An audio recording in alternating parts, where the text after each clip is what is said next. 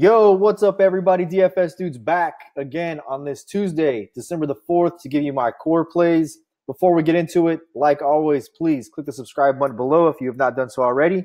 That way you don't miss any of our content we produce for this channel on a daily basis for NFL, NBA, and MLB. Feel free to comment below. Tell us what you're thinking, what you like, questions. We'll get to those as well. Hit us up on Facebook, Instagram, Twitter. Also, want to give you guys a couple of things quickly before we get into tonight's core. If you have not come and check out our site at dfscheatsheet.com, you are absolutely missing out. We have all the content you need on a daily basis to give you all the tools you need to compete with the pros and build absolutely successful lineups. We have a full optimizer, which you're looking at over here on the left-hand side, which includes game previews, starting lineups. Very cool tool here. Our starting lineups basically breaks down every position on the slate, by team, by matchup, every player on that roster and what they've done over the last 5 games. That's what these averages are here. So their salary, you can see Willie Cauley-Stein's averaged 27.8 minutes, 13.8 points per game, and 7.6 rebounds per game over his last 5 games. And why that's important is you want to take a look at what a player's doing recently and what his recent performance is compared to his price, and if that price is justified, if it's too much, or if he's at a really good value. So if you watched the shoot-around video last night, we talked about pretty much extensively that on these shorter 5-game slates, 4-game slates, 3-game slates, prices are inflated because of the slate. So, we've looked at that as well. But starting lineup page, the game preview with all the Vegas information every single day. Over here on the right-hand side, we've got all kinds of articles, NFL articles, DVOA rankings, value plays, our weekly picks, our core plays, etc.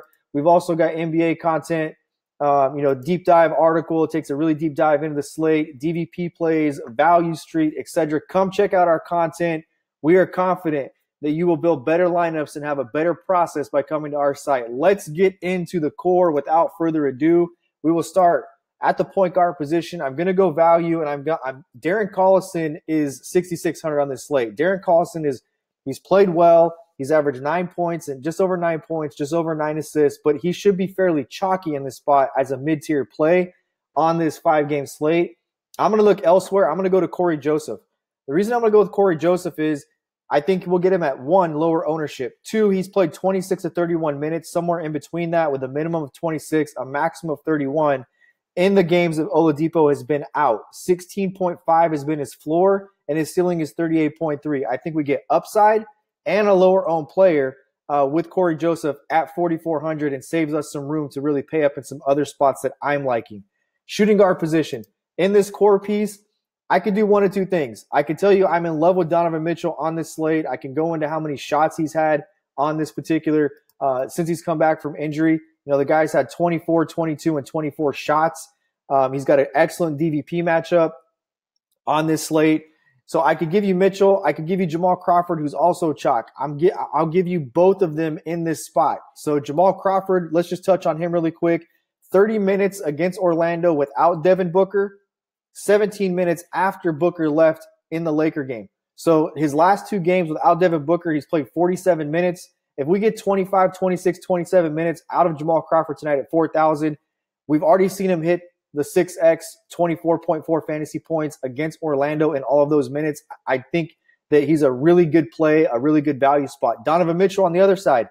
I love Mitchell tonight. You can fit both these guys in your lineup at the shooting guard position if you want to.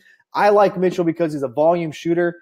I think that Utah's at home. They play well in their home environment. And if we're going to get 25 shots, 24 shots, 22 shots out of Donovan Mitchell, who's been shooting about 46% from the field in that stretch, that's a lot of value for that price tag. I like that. It's a lot of opportunity as well. The upside is definitely there. So either one of those 2 guys are fine. Load them both up if you want.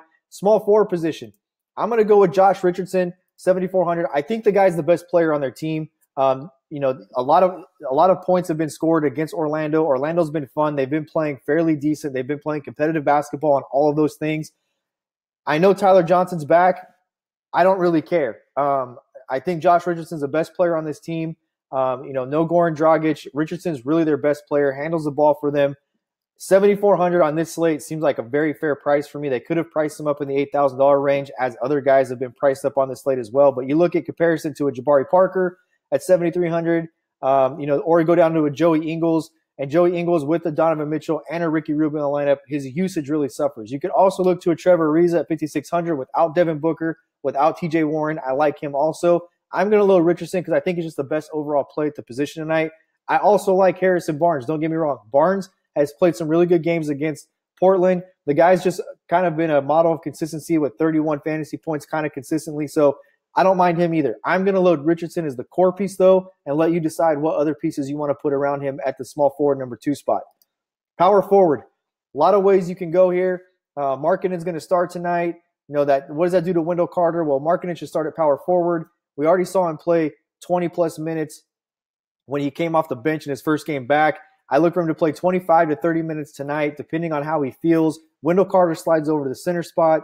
Josh Jackson, 5,600, like him. Rashawn Holmes, I like him too. But the guy I absolutely love is Aaron Gordon. I think Aaron Gordon's in a really good spot. He's crushed value against Miami. October of this year, they played 47 fantasy points. He has one game last year where he had 54 fantasy points. He's played 36 and 37 minutes dating back to last year against Miami. I like Gordon a lot. I think people will be on Sabonis, and I think people will be on Josh Jackson. Do not rule out Rashawn Holmes. I like him a lot too. Center position, we're going to go straight with DeAndre Ayton. I just think that the spot's too good and it's too obvious. Oftentimes, excuse me, you don't want to get cute. And this guy's just in a really good spot. I think he'll be fairly chalky tonight. I really do. But oftentimes you don't want to get too cute. If a guy's going to be chalky, that doesn't mean just fade him because he's going to be chalky. Load him up and then find somewhere else to be creative with your lineup.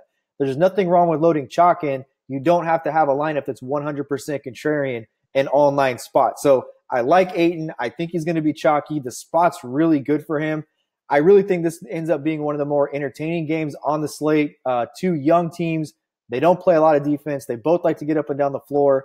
I think there could be a lot of fantasy goodness in this game. So that's where I'm going to go is DeAndre Ayton.